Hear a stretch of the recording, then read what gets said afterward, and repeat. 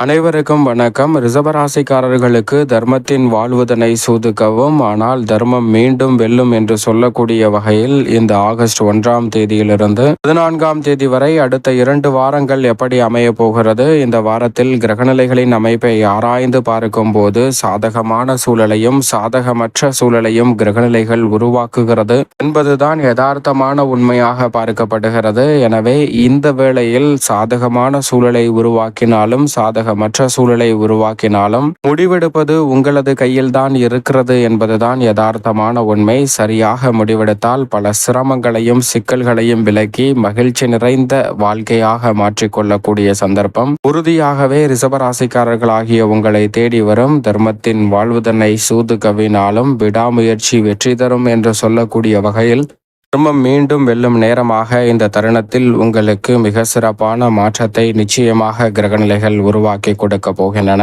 இந்த வேளையில் மிகவும் சாதகமான அமைப்பில் குரு வலம் வருகிறாருங்க. அதே சமயம் இந்த வேளையில் சனி, ராகு, கேது சற்று நடுநிலையான பலனை கொடுக்கக்கூடிய அமைப்பில் வலம் வருகின்றன. சூரியன் சாதகமான அமைப்பை புத ஆதித்ய யோகத்தை அள்ளி கொடுக்கக்கூடிய அமைப்பில் வலம் வருகிறார். ஆனால் புதன் சற்று சாதகமற்ற அமைப்பில் இருக்கிறார். ராசியின் அதிபதி தனஸ்தானத்தில் மிக சிறப்பான நன்மையை அள்ளி கொடுக்க போகிறார். சந்திரன் நன்மை தீமை கலந்த ஒரு அமைப்பில் தான் வலம் வருகிறார். இப்படி சாதகமாகவும் சாதகமற்ற சூழலை உருவாக்கக்கூடிய அமைப்பில் கிரகநிலைகள் இருந்தாலும் கூட இந்த வேளையில் எந்த ஒரு பணியாக இருந்தாலும் அதில் முடிவெடுக்கக்கூடிய அதிகாரம் உங்களுக்கு தான் உண்டு. அப்படி சரியான முடிவெடுத்து செயல்படும் போது நீங்கள் எதிர்பார்ப்பதை காட்டிலும் எதிர்காலத்தில் ஏற்படக்கூடிய பல சிக்கல்கள் சிரமங்களை தவிர்த்து தர்மம் மீண்டும் வெல்லும் என்று சொல்லக்கூடிய வகையில் பல நன்மையையும் ஒளிமயமான எதிர்காலத்தையும் உருவாக்கி கொள்வதற்கான யோகம் நிச்சயமாக கிடைக்கும். உதாரணமாக, ஒரு மிக பெரிய அளவுல 2 தீவுகள் இருக்கிறது. அந்த 2 தீவுகளில் ஒரு தீவில் மனிதர்கள் வசிக்கிறார்கள், மற்றொரு தீவில் முழுக்க முழுக்க விலங்குகளும் பறவைகளும் மற்ற உயிரினங்களும் தான் வாழுகின்றன.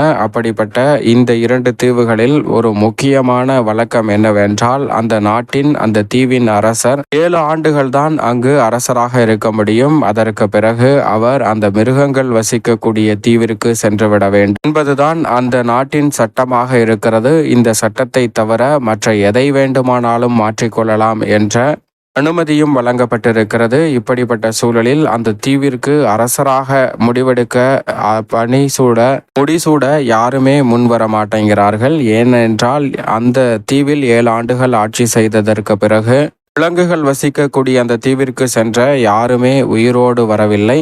எனவேதான் அந்த தீவிற்கு அரசராக யாருமே முடிசூட வரமாட்டேங்கிறாங்க. ஆனால் அந்த சூழலில் ஒரு நபர் மட்டும் அந்த அரசராக பொறுப்பேற்க வருகிறார். இவரை பார்த்தவுடன் அனைவரும் சற்று 7 ஆண்டுகள் சௌகரியமாக இருந்துவிட்டு சென்றுவிடலாம் என்று நினைத்து வந்திருக்கிறார் என்று அவரை பார்த்து சிரிக்கின்றனர். ஆனால் அவர் பொறுப்பேற்றவுடன் முதல் 2 ஆண்டுகளில் அந்த தீவில் விலங்குகள் வசிக்கக்கூடிய தீவில் விலங்குகளை பிடிக்கிறாருங்க. அனைத்து விலங்குகளை பிடிப்பதோடு மட்டுமல்லாது இந்த விலங்குகளை வசிக்கக்கூடிய அளவிற்கு ஒரு சரணாலயமாக இந்த தீவில் ஒரு கட்டமைப்பை உருவாக்குகிறார். மீதி இருக்கக்கூடிய இடங்களில் விவசாயம் செய்வது போன்ற ஏற்ற ஒரு சூழலை உருவாக்குகிறாருங்க. முதல் 2 ஆண்டுகளில் விலங்குகள் அனைத்தையும் பிடித்து ஒரு பகுதியில் சரணாலயமாக மாற்றிவிடுகிறார். அடுத்த 2-3 ஆண்டுகளில் இந்த தீவில் மனிதர்கள் வசிக்கக்கூடிய அளவிற்கு விவசாயம் செய்தல் மற்றும் விளைபொருட்களை உருவாக்குதல் போன்ற அமைப்பை உருவாக்குகிறாருங்க. அதற்கு பிறகு அடுத்த கடைசி 2 ஆண்டுகளில் மனிதர்கள் வசிக்கக்கூடிய வகையில்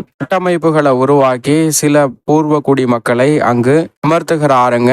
இந்த தீவில் 7 ஆண்டுகள் முடிந்தவுடன் இந்த தீவு மக்கள் அங்கிருந்து அவரை வழி அனுப்புகிறார்கள். அப்போது அவர் மிகுந்த மகிழ்ச்சியுடன் செல்கிறார். இதை பார்த்து அனைவரும் இதுவரை யாரும் இவ்வளவு மகிழ்ச்சியாக சென்றதில்லை, என்ன நடந்தது என்று கேட்க, 7 ஆண்டுகளுக்கு பிறகுதான் சோதனை. ஆனால் 7 ஆண்டுகள்ல நான் நினைத்தது அனைத்தையும் செய்ய முடியும். அப்படி இருக்க அந்த தீவை நான் ஒரு சொர்க்க பூமியாக மாற்றியிருக்கிறேன். 7 ஆண்டுகளாக இங்கு அரசர் இருந்ததா போன்று இனி என் ஆயுள் முழுவதுமே அந்த தீவிற்கு நான் அரசராக இருக்க போகிறேன் என்று அங்கு மகிழ்ச்சியோடு செல்கிறாருங்க. அதோடு மட்டுமல்லாது இதை ஒரு சுற்றுலா தலங்காகவும் விலங்குகள் சரணாலயமாகவும் மாற்றியதால் அவருக்கு சுற்றுலா மூலம் நிறைந்த வருவாய் கிடைக்கிறது. எனவே அவருடைய ஆயுள் காலம் முழுவதையுமே அவர் அரசராக இருப்பதோடு மட்டுமல்லாது அந்த தீவையும் சொர்க்க பூமியாக மாற்றிவிடுகிறாருங்க. இது போன்றுதான் ரிஷபராசிக்காரர்களுடைய வாழ்விலும் தர்மத்தின் வாழ்வுதனை சூது கவ்வும் என்று சொல்லக்கூடிய வகையில் பல்வேறு வகையான சிக்கல்கள் வரலாம். ஆனால் அந்த சிக்கல்களை ஒரு குறிப்பிட்ட காலகட்டத்தில்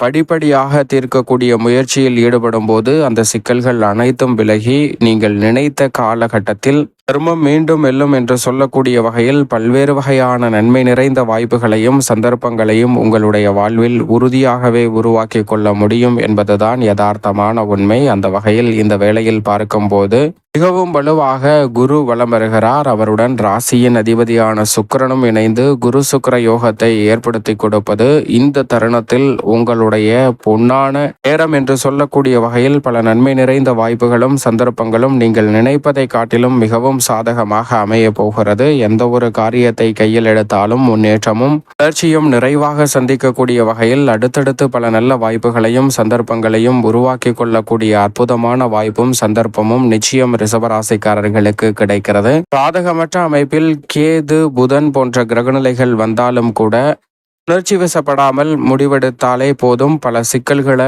உறுதியாக தவிர்க்க முடியும். கை நழுவி சென்ற வாய்ப்புகளை கூட சாதகமாக மாற்றிக்கொள்ள முடியும். எனவே தர்மத்தின் வாழ்வதனை சூதுகவும் என்று சொல்லக்கூடிய வகையில் உங்களை பல பேர் சிக்கலில் சிக்க வைத்திருந்தாலும் கூட அந்த சிக்கலில் இருந்து வெளிவரக்கூடிய சந்தர்ப்பம் நிச்சயமாக இந்த வேளையில் உறுதியாகவே உங்களை தேடி வரப்போகிறது. ஏனென்றால் சனி ராகு போன்ற கிரகநிலைகள் மிக சிறப்பான வளர்ச்சியை ஏற்படுத்தி கொடுக்கக்கூடிய அமைப்பிலும் அதே சமயம் அதீத சிரமங்களை ஏற்படுத்தக்கூடிய அமைப்பையும் உருவாக்கக்கூடிய அமைப்பில் இருப்பதால் சற்று விழிப்புணர்வுடன் இருந்தால் சாதகமான சூழலாக அனைத்து வகையான நிகழ்வுகளையும் மாற்றிக்கொள்ளலாம். வருமானத்தை பாதிக்கக்கூடிய நிகழ்வுகள் என்ன என்பதை கண்டறிந்து அவற்றை நிறுத்துவதற்கான சந்தர்ப்பம் கிடைக்கிறது. அது மட்டுமல்லாது பாதியில் நின்ற பல பணிகளை இந்த தருணத்தில் ரிஷபராசிக்காரர்கள் துரிதமாக மேற்கொள்ளக்கூடிய வகையில் பல நன்மை நிறைந்த வாய்ப்புகளும் சந்தர்ப்பங்களும் இந்த வேளையில் நிறைவாகவே கிடைக்க போகிறது. நீங்கள் எதிர்பார்க்கக்கூடிய அதிக சம்பளத்துடன் வேலை வாய்ப்பு உள்ளிட்ட பல விஷயங்களும் நிறைவாக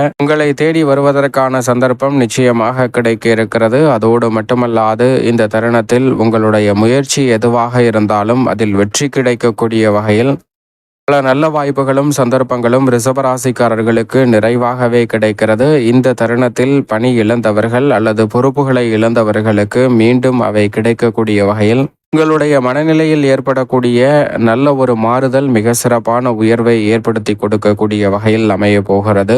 என்னிடம் ஒன்றுமே இல்லை, புதிதாக எவற்றை உருவாக்குவது என்றதற்கான வழியும் இல்லை என்று சொல்லக்கூடிய ரிஷபராசிக்காரர்களுக்கு நிச்சயம் குரு சனி போன்ற கிரகநிலைகள் இந்த தருணத்தில் மிக சிறப்பான வாய்ப்புகளை உங்களுக்கு ஏற்படுத்தி கொடுக்கும். சரியாக பயன்படுத்தி கொள்ளுங்கள். முடிவெடுக்கக்கூடிய இடத்தில் நீங்கள் தான் இருக்க போகிறீர்கள். அப்படி இருப்பதால் சரியான முடிவெடுக்கும் போது உறுதியாகவே ஒளிமயமான எதிர்காலம் உங்களை தேடி வரும் என்பதில் சந்தேகமே இல்லை ரிஷபராசிக்காரர்களுக்கு. மேலும் இந்த தருணத்தை ரிஷபராசிக்காரர்கள் சாதகமாக மாற்றிக்கொள்ள நிச்சயமாக வாரத்தில் வியாழக்கிழமை விரதமிருந்து அருகாமையில் உள்ள நவக்கிரக சன்னதி சென்று தீபம் ஏற்றி வழிபாடு செய்யுங்கள். அதோடு மட்டுமல்லாது தங்களால் இயன்றவரை மற்றவரின் பசியை தீர்க்கக்கூடிய வகையில் ஏதேனும் சிறிது அன்னதான உதவி செய்யுங்கள். அப்படி செய்வதால் தங்களுடைய வாழ்வில் ஏற்படக்கூடிய சிரமம் விலகி மகிழ்ச்சியும் முன்னேற்றமும் நிறைவாக அமைவதோடு தர்மத்தின் வாழ்வதனை சூதுகவும் என்று சொல்லக்கூடிய வகையில் பல சிக்கலில் சிக்கி தவிக்கும் ரிஷபராசிக்காரர்கள் அதிலிருந்து வெளிவரக்கூடிய அற்புதமான நேரமாக தர்மம் மீண்டும் வெல்லும் என்று சொல்லக்கூடிய வகையில் பல சந்தர்ப்பம் உறுதியாக கிடைக்கும்.